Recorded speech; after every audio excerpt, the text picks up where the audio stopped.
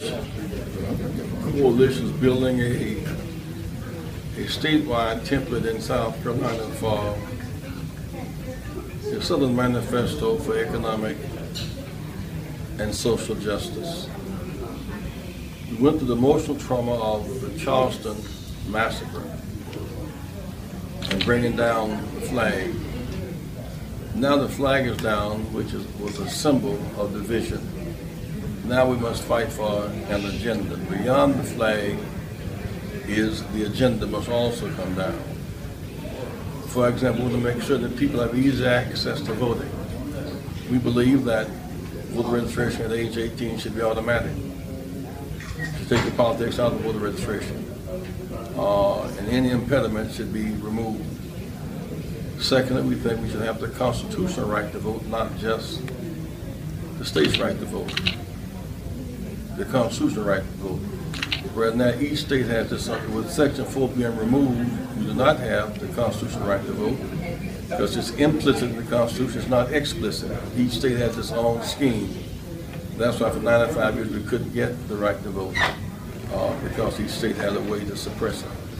So we're removing all barriers to voter suppression.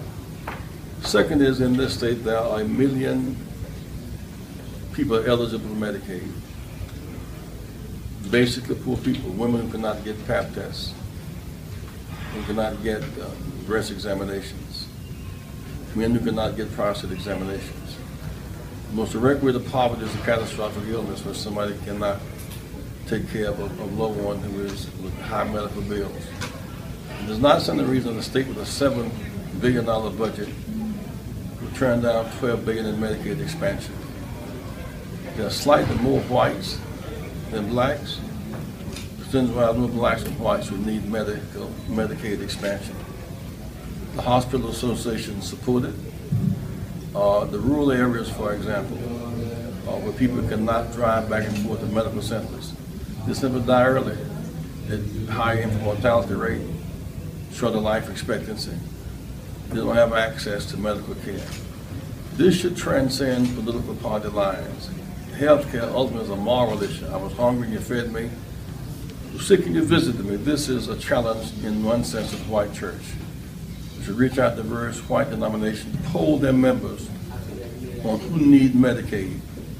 In this area, there are 400,000 veterans in the greater Columbia area, many of whom need Medicaid for their families.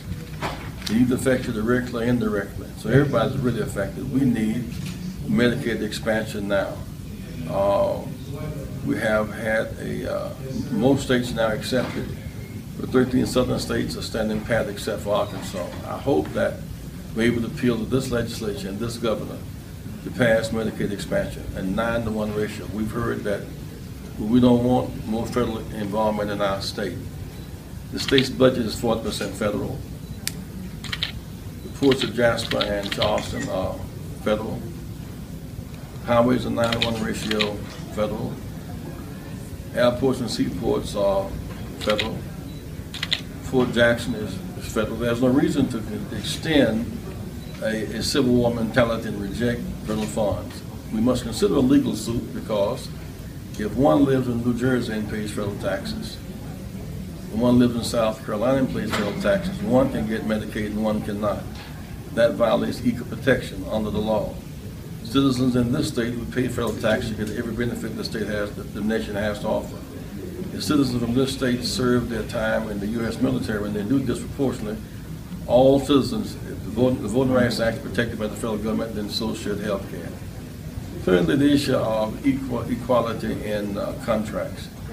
The state's about 30% African American, 31% of the contracts are African American. There must be some plan for involvement. The issue is not just a matter of talent, it's a matter of lack of opportunity, a plan to involve everybody. Lastly, the growth of the prison industrial complex. With the fact that people, blacks are 30% of the population, 7% of the prison population, and prison labor is demeaning, undermines organized labor, and many who get skills in those trades come out and can't get the same job because they've been in prisons to catch-22. So we're going to build a coalition around the state. From Rock Hill, we've been to Rock Hill and Spartanburg and Greenville and Greenwood and Florence and Aiken and North Augusta and Charleston. In the wake of the Charleston 9, we must now move from the crucifixion in Charleston to the resurrection, new hope, and new possibilities. I want Representative Neal to come and share with us now, and